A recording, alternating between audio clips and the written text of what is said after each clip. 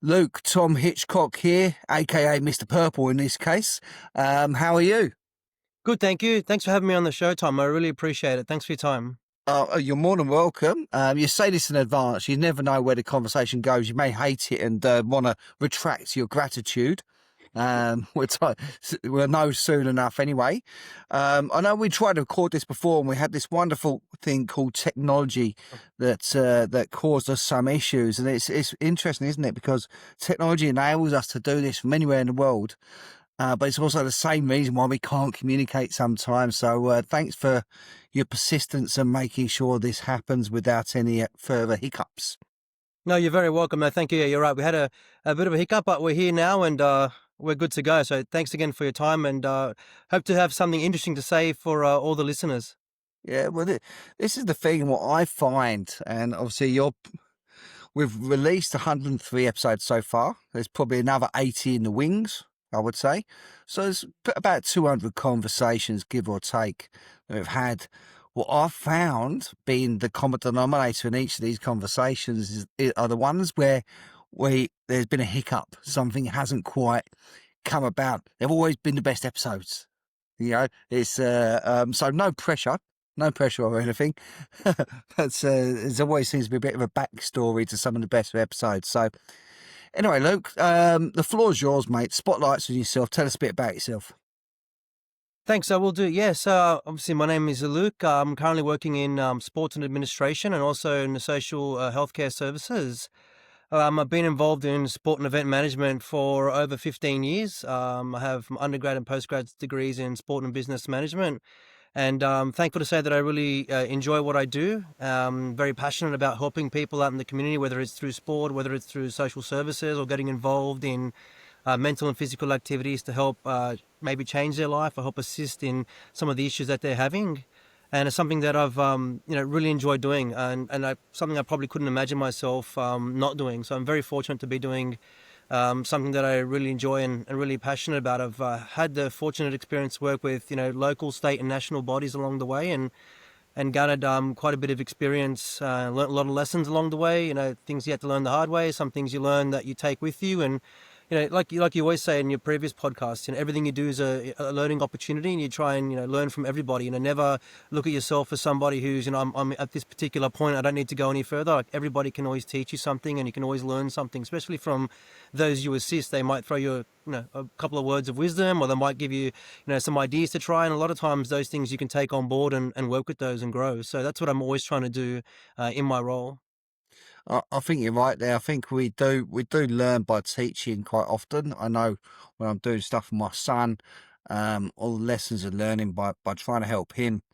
But I also find it from this podcast has been fantastic for it. So I started this podcast for different reasons, but as time has gone on, the outcomes and the reasons for doing it are completely different. And there's so much I learn every episode, and I play them back to myself. I listen to them again, and I'm taking notes on my own comments. It's fascinating. So, whereabouts in the world are you, Luke? I'm in Sydney. Yeah, okay. And it's always been home? Yes, it has been. Yes, my background is Italian. Both my parents came from Italy. Dad in the '60s and mum in the mid '70s. They met here, and fortunate enough to live in a beautiful country here and have all the opportunities that we have. So they both came from backgrounds that weren't great for them, but fortunate that they found each other here, and fortunate that I'm here now with my family and raising them in a beautiful country with so many great opportunities and to be able to do that. So very fortunate. You haven't got the Italian hair color. Yes, no, I don't. Yeah, it's interesting because my mother is from the south, my dad is from the north, and most people think when they see me that I'm a northerner. But actually, my great grandfather on my mum's side in the south had blonde hair, and blue eyes. So I take after my family from the south as opposed to my family in the north. So yeah, interesting. Yeah, people ask me that all the time. You don't look typical Italian and whatnot, and yeah, I'm a typical Italian. I just don't look like one. I don't drink coffee. There's a lot of things that I do that are typical, I guess you could You say. know what? The Italians are very fussy with their coffee. I think Yes. I don't. The Italians I know, because we do some coffee as well, that we've met who have been fussy on it. I think they don't like the white coffee culture of Australia, which is we're in the cappuccino latte world. Yes. They like it black. They like it like you can almost cut it in slices. It's going to slap me round the face Yeah, it's or the something. espresso, yeah, yeah. The small little espresso and first thing in the morning and off you go to work, yeah. There we are. So, as you were growing up in Sydney, what were your aspirations? What was your? Can you remember what the first job it is that you wanted to be when you grow up? Yeah, great question. I mean, that's strange because I was thinking about that before this podcast and how I got into sport and where I am now. And I mean, I've always loved football. My dad was a passionate supporter of football, and so I grew up watching. My first World Cup was like the 1994 World Cup, and I was just blown away by everything about that. I mean, it was the first thing I could really saw that involved football, and I had, the Italians were there with Robbie Baggio, and Brazilians had Romario, and there was so many. And Diego Maradona was playing his last World Cup, and so all these different characters out there. It was just, and so I guess I grew up wanting to be a footballer, but realized, quite quickly how difficult it is, and realized that I didn't have, the talent.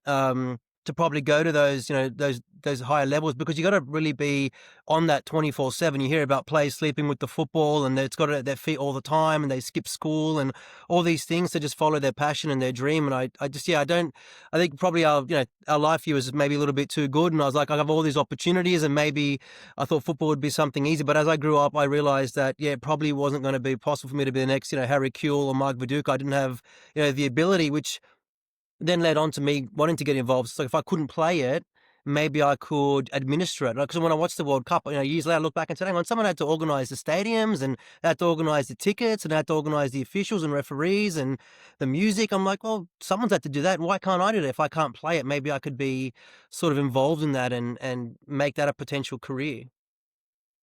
It's interesting. So that was a good World Cup, by the way. That's back probably around about when football itself peaked before it became a bit too soft, in my opinion, and a bit too business orientated as well. But I've been saying to people recently that I'm half tempted to set up another football association where it goes back to being a physical game again, Yes. and we can actually just, we can swear, we can have banter, we can just all the usual stuff that's associated with it, which made football so special, and put it back there and just see how it compares Yes. over time.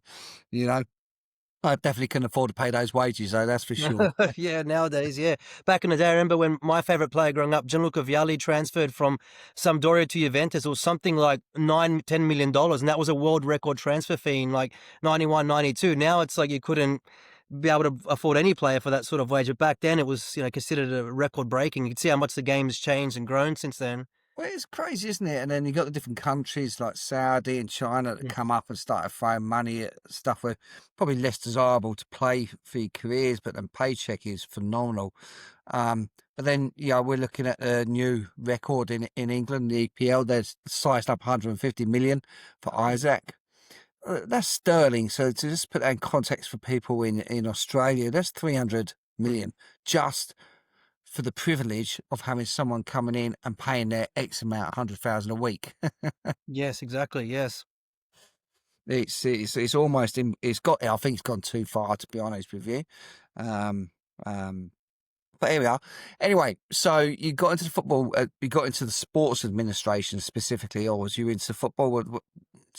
Clear this Yeah, up for it's a me. bit of yeah. So good, yeah, good question. So it was crazy. So I really growing up, I was thinking about it as well the other day. As I mentioned, I wasn't sure what I wanted to do when I grew up, other than being a footballer. And I remember I did a subject in Year 12 called Sport, Lifestyle and Recreation, called SLR, and we actually organised our first ever tournament. And I've actually got the date here because I was looking back. It was from August the 27th to the 31st, 2002.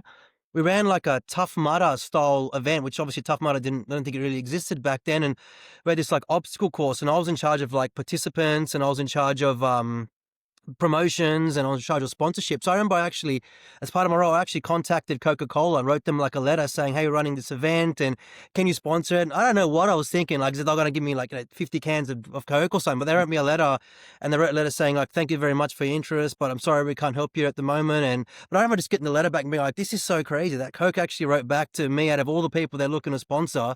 And looking back at it now, I think it's just amazing. But then I was like, well, what do I do now? Like all my money was just on Coke. So I had a friend of mine who worked at Civic Video. He threw in like a couple of tickets.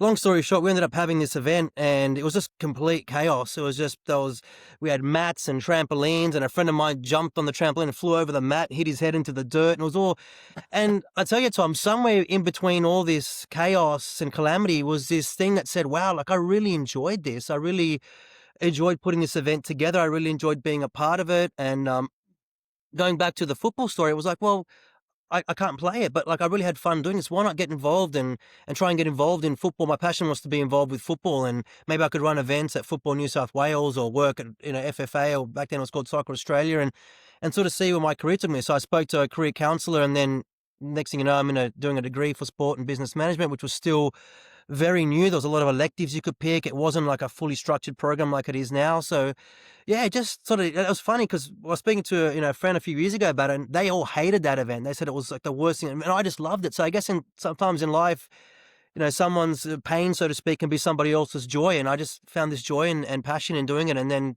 I never looked back. You know what? I love the idea of causing chaos. It gets a spark in my eye just because I cause so much chaos myself. I really do. Is a bit of enjoyment in that. But I think someone bouncing off that trampoline, missing the mat, and banging their head on the floor, you probably can get away with that these days, just the Yeah. way the world is. But it says a lot about, firstly, your perspective, your outlook. If you can see that and still enjoy it despite the chaos, it's a bit like being a property investor and looking at a house and it's run down, bad wall tiles, whatever. Most people, oh, no, I don't want it. But another person can look at that and see its genuine worth, and they can see past the facade and what have you. But the other thing as well was it also talks to your calling. Okay, if it's something that's meant for you, it's purposeful, then even it as a rough ashler, if you like, it's going to tick your boxes, you know. Yes. So I believe in that. What I did like in your story there is your Coca-Cola comment. So we've done sponsorship, we've had to reach out to partners, and you're back in the day, you've actually written a letter Yeah. and what have you. Yes. Um, it resonates to myself and anybody else who's been through something similar, where you've approached a conglomerate, it's a David Goliath situation. Who am I to them, and what have you? I'm just going in. Please, sir, can I have some more? Yes. Okay, Exactly. and we get a kick out of rejection. Okay, that shouldn't work. It doesn't. We've been turned down, but the fact we got the letter actually gave us the motivation to continue. And I think what that highlights there is just that opportunity of giving something a go and having it acknowledged, irrespective of the outcome. And that's where the excitement is. And I think that's where a lot of people are lacking in life, where I wish I could do that. You're so lucky. If the stars aligned, I would do this. But they don't just take that first step. And you took that first step. So irrespective of the outcome, it felt good to have that to be acknowledged. Does that make sense? Yes, absolutely. Yeah. And that's pretty much what's, because then when I went to try and get my degree, my parents were saying to me, like, what's sport management and what's it all about? And is that even a job there? And is there any money? And I was really good at science. So either be like, go into the science field or go to sport. I said to my parents, look, I'm, just really passionate about sport, and I just want to give it a try. I just want to see where I can go with this. And if it doesn't work, that's fair enough. I'll fall back onto it. So you're right. I just, back then, I was younger, obviously I was fearless. And the amount of people that I spoke to, we went to all these different places for uni, and they're like, oh, industry is quite small and not many opportunities. And for all that, it just never really fazed me. Looking back at it now, if someone told me that now at my age, I'd probably say, well, yeah, I've got a family. I got to be a bit careful. Back then, you're young and you're really hungry and you got all the courage in the world, and you sort of say, well, let's just see where it takes me and let's just see where it goes. So it speaks back to what you're saying about, taking that opportunity, just taking that chance and seeing where it can lead you, and hopefully it can lead you on to where you want to be. And that's just it. And people sort of dress this up under the terminology of being a risk taker, but I don't think so. It's just you can sort of cultivate opportunities. You can cultivate scenarios, and it's just by taking action. And I think a lot of us are in our own heads. We procrastinate too much, and there's just not enough doing. Okay, and I don't think it was a huge risk writing to Coca-Cola, for example, but it'd be associated with the risk-taking mentality, try doing something. But it is just doing. It really is, isn't it? Yeah, absolutely. And sometimes all you can do is ask, right? There's that old saying, like, all you can do is ask. And then if they say no, they say no. Or if they say yes, you say, wow. So if they got back to me and gave me whatever, it would have been absolutely amazing. But even them just writing back, like I said, to acknowledge, and then thinking, wow, like imagine I could be somewhere in the future in a different position and then I could work with them closely or other organizations. And yeah, it really did spur me on to sort of give it a crack in this career and see where it could take me. So sometimes, yeah, you just got to dip your foot in the water and you just give it a try. And, if you don't like it, it's okay. Sometimes, you can do a lot worse and maybe lose 6 months or a year. Like when I graduated in 2007 for my undergrad, I was the only student that graduated for that degree. Everybody else had either dropped out or changed. And there was about 80 of us when I first started. So it goes to show that along the way, people do change careers or change paths or find, different passions along the way. I'll find that it's not really for me. And that's okay too. Sometimes, you try something and if it's not for you, that's okay. You can hopefully you got a plan B and you can move on to something else and you can try something. And that's also okay. It's not the end of the world. And sometimes that opportunity to know that you have tried, you can look back and say, well, it didn't work, but at least I gave it a try. Now I know that's not the career for me, as opposed to what you're saying and procrastinating and saying, man, 20 years later, I wish I would have given it a crack and, seeing what it was like. So sometimes you just got to weigh things up. And if the opportunity is there to take it and you can do it, then it is worth doing so, I feel. It is, you're right. It's been like when I chat to my son, I say, do you like Brussels sprouts, for example? And he go, no, hate them or whatever. Have you ever tried them? No, he can't say it. You have to try. If you want to know something, you have to give it a go and see how it is. And he does like Brussels sprouts. That was the first example I can think of to my head. But you're quite right. There's no real wrong turns. You just means you dip the toe in, see if its tonality works for you, if it's right for you, and you know pretty quickly, and it's okay to change. Yes, exactly. So, all right, let's fast forward a little bit now. So, tell us a bit about your current state of play. Yes, I'm currently working in the social sector. I run programs for people over the age of 55 and trying to get them involved in activities and whatnot. So it's going quite well at the moment. So very passionate about it. And yeah, just I've also work with Back to Belmore, a community organisation that I volunteer as president for to keep the Bulldogs at Belmore and try and work on upgrading their facilities and getting sport there. And obviously the women are now coming there to play. Obviously the men play a couple of games a year. Sydney Olympic play there. So back in 2005 it was looked like it was may not survive, and a friend of mine, Luke Braley, and I and a whole group of people got together, put in a bit of a petition and lobbied state and federal government and the council to keep it going. And thankfully through everybody's efforts, not just ours, everybody else that was involved, they upgraded the stadium, and here we are now. So I've always been involved in passion for community work and helping others that I can out there. So it's something that I really take a lot of joy in, and something that yeah, like they always ask that question, where are you going to be in the next 5 years? I always say, look, I'm not sure, but if I'm still doing what I'm doing now and helping people, then I'm sure I'll be really happy to be contributing to the community and hoping for better health and mental outcomes. Good. So it seems like you're not only playing into your purpose, but you've got some social enterprise components to what you do, which I think is what life's all about, really. And there's probably plenty of lessons there for people to be listening to this. That okay, well, you can go above and beyond just your work. There's other things you can do and sign up and put your time and effort into. Essentially, for want of better terminology, if you give a shit about it, then it's going to be rewarded nevertheless. Yes, absolutely. And you're right.